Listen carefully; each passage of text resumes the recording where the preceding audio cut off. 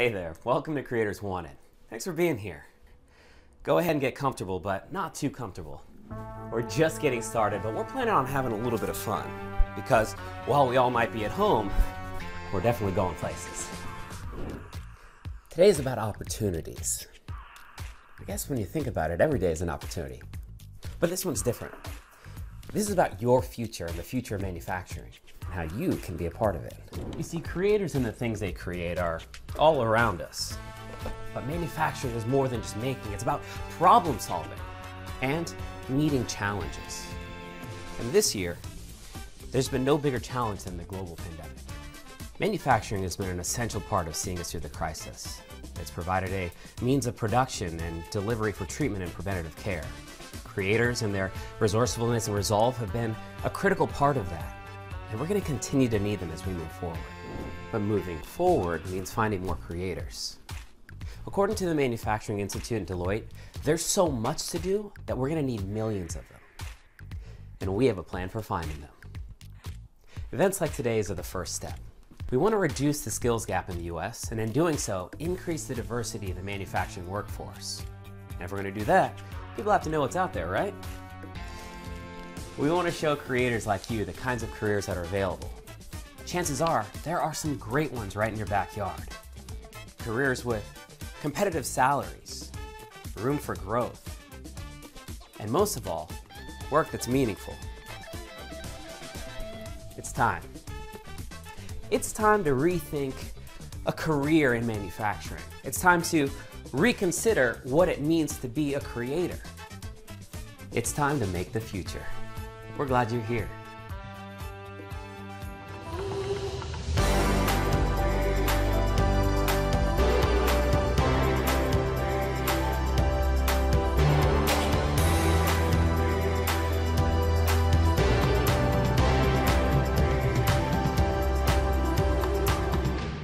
We are glad you're here. I'm Chris Kafalas, coming to you live from the Creators Wanted Tour Live here on our first stop. Now, this is an in-person event with a mobile manufacturing experience designed to inspire, educate, and empower the next generation of creators and recruit manufacturing talent today. But we can't be everywhere. So virtual events like this, presented by Nestle, are so important so that we can reach out to you. We need you. We need early careerists in your life. And we need students in your networks to know about the opportunities in modern manufacturing. Before we get started though, a couple things you need to know right out of the gate. So on the box right around the screen on the right side, you have the opportunity to talk with us, to engage with us, but you have to sign in. We can't see what you're gonna post unless you're logged in and ready to go. So do that. Second thing, there are going to be boxes that flash on the bottom of the screen. Click on them so you know a little bit more about who's talking and what they're talking about. And the other piece, make sure to stick around to the end of the program. We've got our Creators Quiz. It's a great opportunity to learn a little bit more about modern manufacturing. So get set. We're going to learn a little more about career readiness, keys to success in modern manufacturing, and that's going to start right now.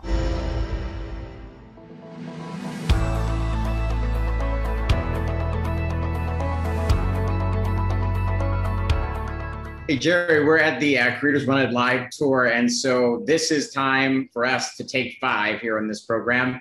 So before we jump into the questions I have for you, why don't you tell us a little bit about your career at Nestle? Of course. Well, I've been with Nestle going on 8 years now, and throughout that time, I've had some pretty unique experiences that have shaped how I show up today. I originally started in Glendale, California, supporting our marketing organization as a human resources development trainee. So again, a fast track program for really our future leaders within the HR community here at Nestle. From there, I moved into our field manufacturing sites. First time ever being in a manufacturing environment, but I learned so much that I'm able to leverage today. Started out in Chicago supporting our previous confections business, and then moved to Solon, Ohio, where I supported where our foods division is based. Both easily have over 500 plus employees, shipped millions of product every year, and something that I learned a lot. But from there, I was able to move into the talent acquisitions team. So where I fell in love with recruiting future talent for our organization as a talent advisor for our marketing campus program, so MBA and undergrad. And then last year, accepted a promotion as a human resources manager supporting our Nestle sales organization. Congratulations on that great achievement and your career. I mean, it's impressive. You covered a lot of scope. And I think we're talking to the right person to give a student or early careerist the advice they need to maybe make a career for themselves at Nestle or modern manufacturing generally. So what does it take to be successful, maybe to nab a job at Nestle? Yeah, so again, I get asked this question a lot by folks that I've met on the road at campuses across the US. But what I will say is that we hire achievers. We are looking for folks here at Nestle USA that are going to be those folks that have drive, that have passion, that are willing to roll their sleeves up and be able to understand full end to end how our business operates. I know I love this part, but it's just that willingness of being able to lean in to be a student of the business, and that means regardless of whatever function you're in, truly being and acting like a business owner. Our leaders encourage us and they empower us to show up that way, from whether it's your curiosity and what those new trends or insights may be, or just idea of like, hey, not being afraid to fail. Like we're not going to always get it right on every product launch, on every initiative that we have, but folks that are willing to fail fast, learn from that, and really be able to leverage those insights to move forward is something that we value. And I would say equally to that is people that are willing to do business the right way. Again, we move fast. We have a lot going on, a lot of amazing culinary innovation. But at the same time, folks that are willing to stop, help you along that journey, help you develop, and really make sure that we are all showing up as our best self is what we look for here at Nestle. So you mentioned achievers, and you started to touch on, I think, your ways of winning at Nestle. I think this is something that any early careerist or student really would love to kind of know a little bit more about. So why don't you tell us about those ways of winning and a little more about that achiever culture at Nestle? 100%. So one of the things I love about Nestle is that not only in what I explained before, it's kind of like the what you do on your day-to-day, like that achiever mindset shows up that way, but then it's also how you go about doing business. And that's our ways of winning. And those are courage, speed, agility, and collaboration. So courage, what is it? Yeah, when I think of courage, that is someone that is truly able to speak up, make a decision, and go. And I would say, and be able to influence regardless of title or, tenure with the company, somebody that's willing to talk things out, clear the roadblocks, and really be able to push things forward in a really good way, leveraging the data, leveraging all the pieces and resources that we have at our disposal. But that is one of the big things, is being able to be courageous and influence at every level within this organization. So ready, set, go, speed. How do you see that manifesting? Yeah, so speed is one that, again, our consumers are moving faster than we've ever seen before. If this pandemic has taught us anything, is that things can change overnight. And so we are really looking for people that can move quickly, but not at the expense of our quality or our safety. And that is something that we very much prioritize here at Nestle. And so we're going to deliver what the customer and our consumers want, but we have to be able to have folks that are able to deliver through the roadblocks to be able to truly, give our consumers what they're looking for. And that's great products that they can ensure the quality every time they take that bite. So folks watching, know we live in a disruptive age, right? And so agility, seems to be part of success really almost anywhere. What are you looking for at Nestle? Yeah, when it comes to agility, I think the one thing you should take away is that is this idea of relentlessly evolving. We're not the same company that we used to be, 3 years ago. Again, our products have changed. There's been a lot of mergers and acquisitions. A lot of things have changed, and we need folks that are okay with change and realizing that, hey, right now is the slowest that we'll ever be, and that there's a lot of amazing things that we still have left to uncover. But we need folks that are willing to unlock that innovative mindset overall and really be able to challenge the status quo. We need to be the first in market. Nestle loves to win. We want to be that number one player in whatever category we are in. So a part of that is folks that are willing to shake things up and willing to lean in the effort to continue to innovate from a culinary perspective. And folks that need to work together, right? Collaboration. What are you looking for? I think this is one of the big ones for me, and it's what I've noticed in a common thread through all of my stops with Nestle, different locations, different teams, different products, is that we have folks that are really willing to lean in to help each other out. We understand we have this one team, one mission, one mindset type of culture here, and that is really a way that we are continuing to ensure that we have the quality of life for our consumers and everyone that's within our four walls. And so a part of that is being able to identify those barriers, work together to figure out the best way, and lean on each other for your subject matter experts. So like for me, it's like, hey, when my folks come to me, they're coming to me from an HR lens to make sure like, hey, are we good from this side of things? When I go to our folks in sales, I'm going to lean on that person to make sure, hey, they know what they do better than anyone else. Leverage the strengths of your teammates and also use radical candor. We have a very nice culture here. We do business the right way, but it's a really big part to make sure that we're also being honest with each other, to really make sure that we are putting our best product out there for our consumers. And so again, for me, that's the key here. It's, we're high end achievers, we embrace courage, we act with speed, we stay agile, and we enhance collaboration across the board. Obviously a huge way to get to a place of success. And thank you for breaking it down for us. So last question, here it is. It's a tough one. One piece of advice that you would give an early careerist or student about making it at Nestle, making it in modern manufacturing. Go. Yeah, I would say preparation is key. Being able to really make sure that you're always putting your best foot forward is one of the pillars of success.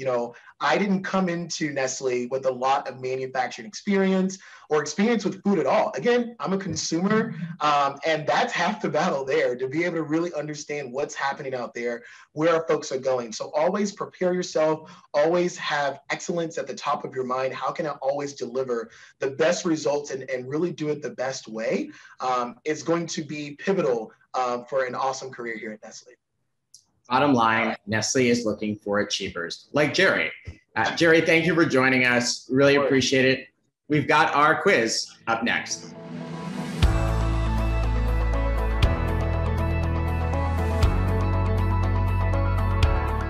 So it's time now to put you to the test. Our question, how many states does Nestle have operations in? Is it A, 9, B, 28, C, 31, or D, 13? Your time starts now. So think about the products you have around your house. Nesquik, that espresso that gets your mornings going and makes the day manageable. Maybe those Gerber products that you're feeding the little one right now. We are running short on time. Almost there. Come on, enter your answer. And time's up.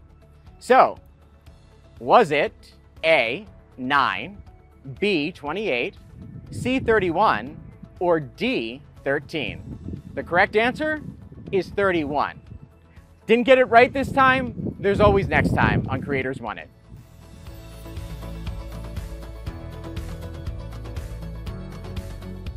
So I'm excited to be here with Brian, Candace, Isabel, and Paul, switching my scene here on the Creators Wanted Tour Live to learn a bit more of these manufacturers, these creators, and help you get a little more insight to maybe follow their lead. So let's start things off. Let's get into the conversation. We're going to start with Brian. Brian, talk about your career trajectory at Nestle and a little bit of why you love to do what you do.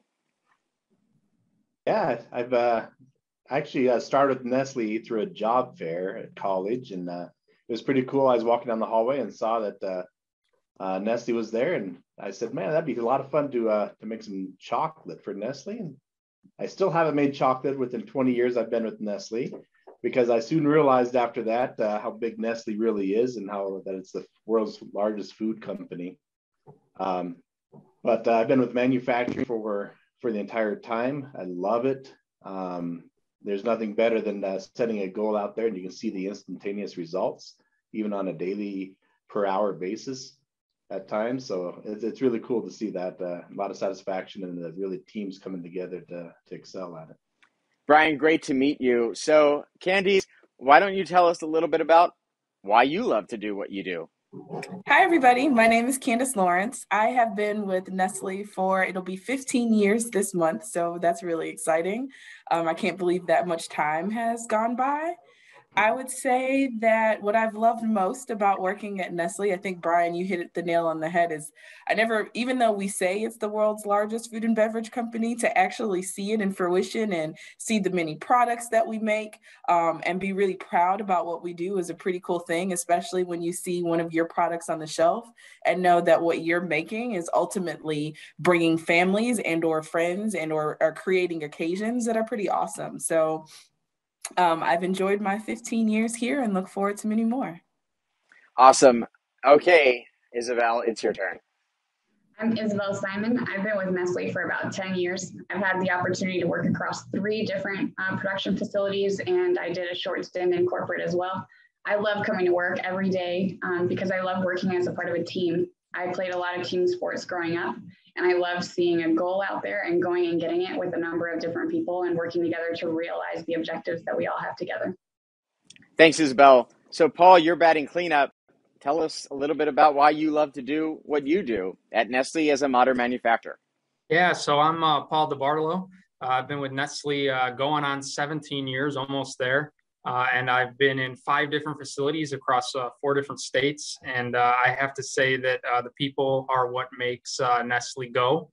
So that's what I enjoy most about my job, is being able to come in and work with the great team that I have around me and the great teams that I've worked with across the 17 years.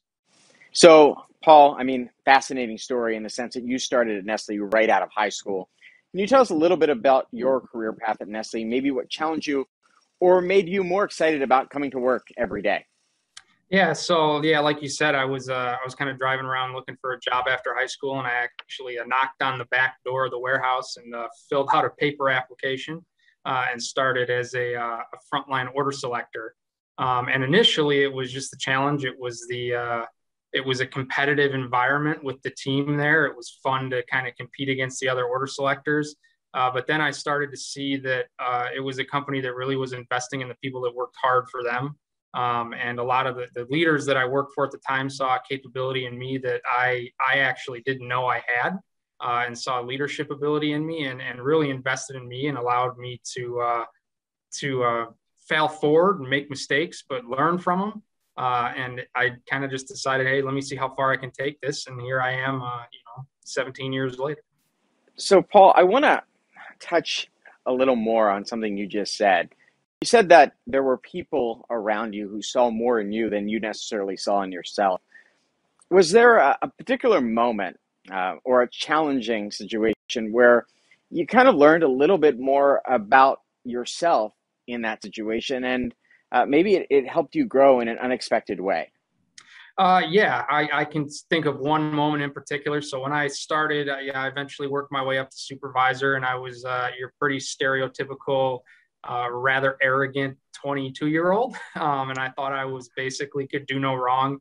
And I had applied for a job 3 separate times and didn't get it all 3 times. And I was pretty frustrated. And it was challenging for me because I didn't realize at the time that I needed to get out of my own way and really humble myself. And I remember a very distinct conversation that my boss's boss actually had with me that really changed the way that I looked at myself. I became much more self-reflective. And that was the biggest challenge. Was I was so used to basically excelling and getting what I wanted that when I didn't get what I wanted, I didn't react the best way. And it would have been very easy for the folks at Nestle at that time to be able to kind of turn their backs on me and say, all right, well, go find something else to do. But they saw the potential and they had the patience to keep working with me. It really was an eye-opening moment. And that's really when my career changed and things started to take off. That was about 9 years ago and 4 states ago. So it's been a very rapid succession after that. So Isabel, you have your own unique journey at Nestle. I'd love to know more specifically how you got to be where you are. Yeah, so I started similar to Brian at a career fair for the Ohio State University. Really, I was scared to death of starting the working world. I didn't want to go. I loved college. So I was looking for anything that wasn't going to just be putting me in a constant. I didn't want to go day to day and not realize that there was growth or there were different opportunities. So I looked for rotational programs. I started in the operational management training program. It was a 5-year program, and it really put me out of my comfort zone. I worked with a lot of great people, similar to the other stories, right, where they helped me understand what my opportunities were. They invested in me. They saw something there when I didn't see it, and helped put me in positions to be successful. So just showing up every day, being willing to try the new things, growing outside of my comfort zone. I was able to start off in a chocolate factory. And then I went to Gaffney to be a production supervisor, very junior and young in the role. I went to corporate to work in HR, which was a very interesting experience, and it was great. Different aspects that you can learn about before coming back to the Solon factory. I've been in the Solon factory now for 5 years. I've held a number of different roles. What I think really has been the best part is that you go towards your curiosity, and as long as you keep showing up and you keep learning every day, different opportunities are going to present themselves. You just have to be willing to learn and really understand the people around you and how to make everybody's lives and everybody's world better because you were a part of it. And that's what I continue to strive to do every day. And now I'm in the assistant factory manager role, a different set of challenges and a different set of learning. Again, just what can I learn today and what can be better because I was here? And how do I continue to do the service I can to the community that we're working with? Isabel, one thing that stands out is how many experiences you've had rather early in your career journey. You know, we have obviously watching early careerists and students. Is there something that you would tell them, give them some advice as it relates to the promise and possibilities, all the possibilities of a career in modern manufacturing? I would just say be open-minded. I think you continue to learn every step of the way. You have no idea what you want to do. And I think that's a great thing, you know, and when you step into a manufacturing environment, there are so many functions and so many jobs and so many opportunities that you really don't need to narrow yourself at all. You just need to be open to all of the possibilities. And I think the more that everyone can understand the amount of opportunity that is available within a factory, you can go anywhere with it. It's really a great launch pad to any function and any role and any career. You just have to show up and be open-minded. All right, Brian, you gave us a little bit about your career journey. Is there something in your path, in your story, that you think is particularly relevant, that someone can relate to and maybe follow as they chart their own course toward a manufacturing career path? Yeah, I think when you think about when we started back almost a little over 2 decades ago, that seems like a long time ago, but time has gone by really, really fast. Nestle is a huge company and a ton of different opportunities that you can choose from, but it's also on the same token, it's very personable. It is definitely a people company. Nestle has some extremely strong values that I hold true personally as well, that I can support, and it definitely helps my life out, knowing that there are people surrounded around me that really look out for my potential and are a great sounding board, and some really solid mentors throughout the entire career process. With where I'm at right now as the factory manager, I came from construction, which is quite a bit different than food. Going from nailing a 2x4 onto a wall to cooking meat and making mashed potatoes.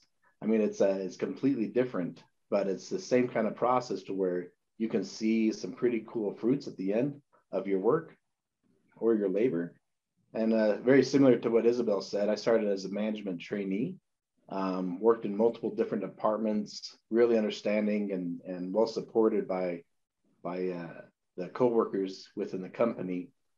saying, hey, where do you want to land, Brian? Where do you want to go? Where do you want to leverage your talents and your strengths to be supportive? So as I look back, some advice I'd give to somebody else that's maybe starting a career is don't let Nestle intimidate you. It's a fantastic company because there are so many great people looking out for your benefit.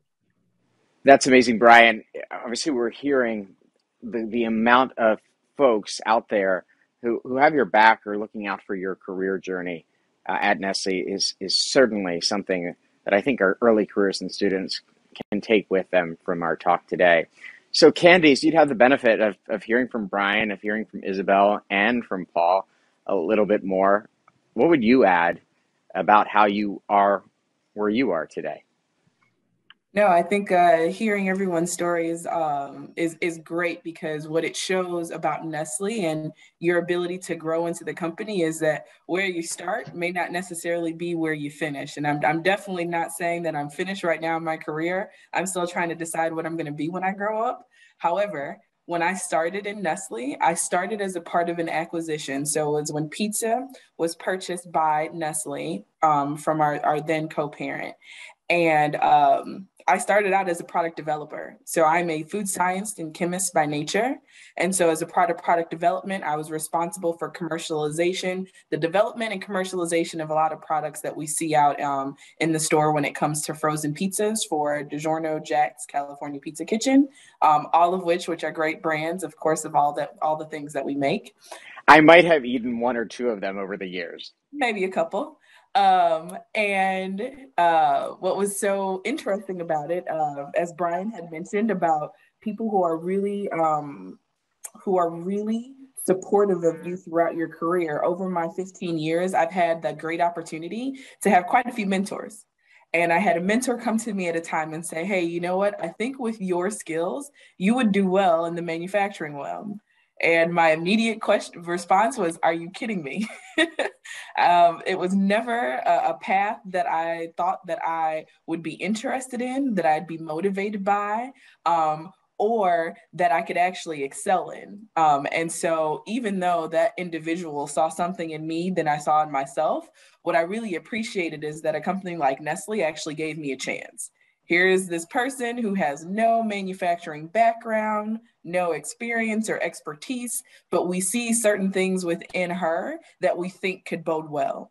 So 7 years later, I actually said, like, I can't see myself leaving manufacturing. Like, it really just goes well with the things that motivate me. And I think as you know, you are early in your career, it's really thinking about not necessarily just the role, but the experience that you can get from that role, how you can grow from it, and the things that you can learn from it that spark an interest in you.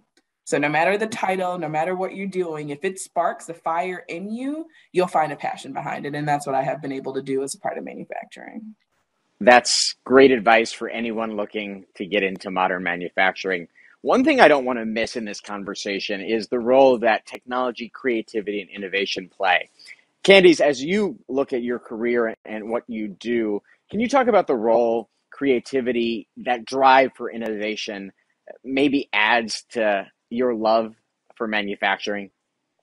So I think that's a really great question, because I remember when I started in manufacturing, and Brian, this is probably something that you'll probably remember as well, and maybe even you, Paul, where it was, you wanted long runs all day, you're running the same thing, right?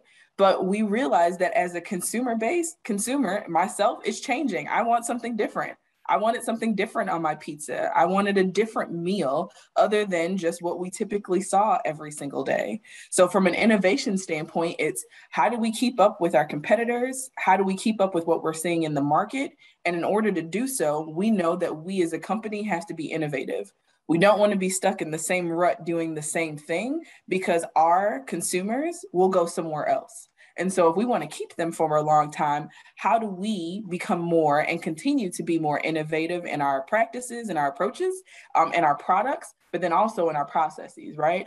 All of those things are super important to keep us competitive in the market. But when you're also thinking about how the world around us is changing, it's really, for lack of better terms, bringing sexy back to manufacturing, right?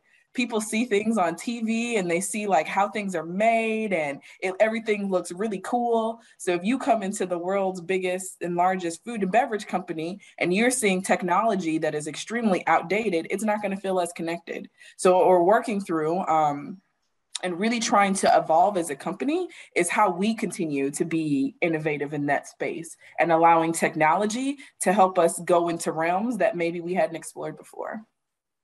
That's awesome.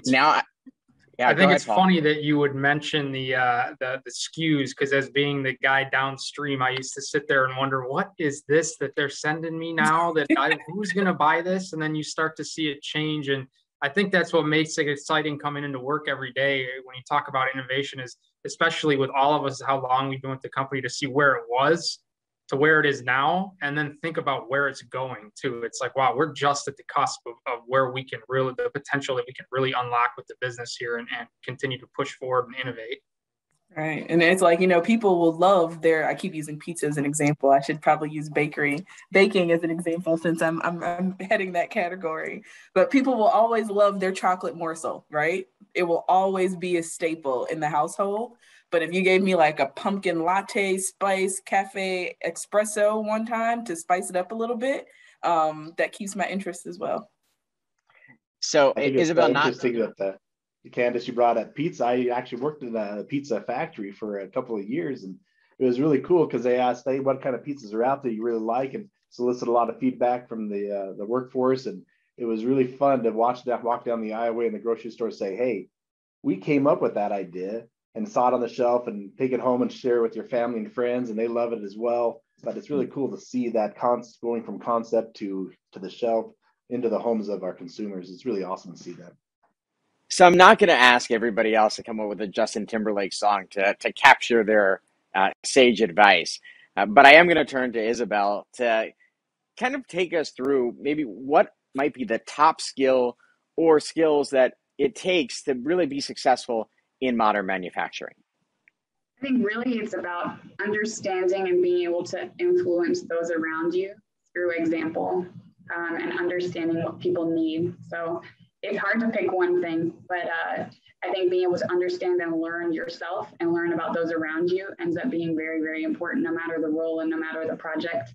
And then being determined and tenacious about what you're going after. Okay, Brian, top skill? Yeah, top skill I would say is learning what your strengths and opportunities are personally, and also for others as well, and taking where you may be falling short on some of those opportunities, having those team members that have that strength, and surround yourself with those people that can help you around some of the corners through your career. I think there's definitely people will have different skill levels and talents that as you continue to leverage that, you'll be very, very successful. All right, so we're getting a little short on time on a conversation I wish could keep going on.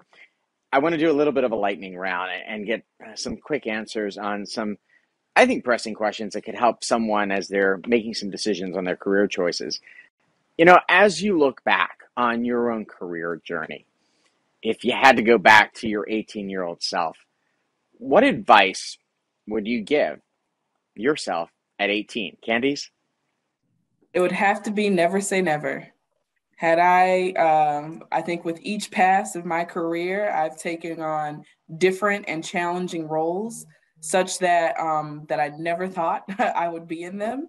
And so I think keeping my mind open to the different opportunities and the different experiences was probably the best thing that I could have done. So never say never, especially at that young of age where you're just starting out your career.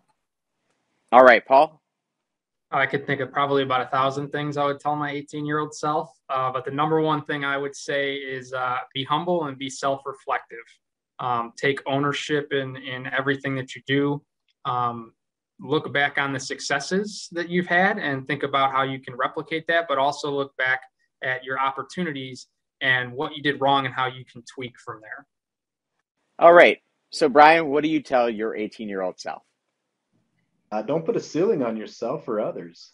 Nestle does not have a ceiling on your capabilities, and really truly believe in yourself and surround yourself with people that have the same values as yourself as you do.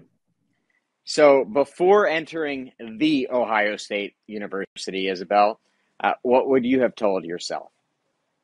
I think I would tell myself to be more confident and understand what I learned from each of the experiences that I have. And then, like Candy said, never say never. Say yes to everything, and be curious about it all. Well, I'm grateful to each of you for joining us on Creators Wanted. It's been great learning more about each of you and your stories. Early career students, I'm sure, have taken some of that great advice and started to think about where their career journeys may go. So I want to thank you for joining us. Our time is up, but Creators Wanted continues. This is an opportunity, if you're watching, to explore modern manufacturing, to maybe want to be like Paul, like Isabel, like Candice, and like Brian, to make your future in modern manufacturing in the United States. I want to thank Nestle and the entire team for presenting this program for you today. And I want to encourage you to go to creatorswanted.org to explore our resources and to continue following the Creators Wanted Tour using the hashtag CreatorsWanted. This campaign, this effort is about you, and it is about the future we can create together. Thank you for joining us, everyone. We'll see you again on Creators Wanted.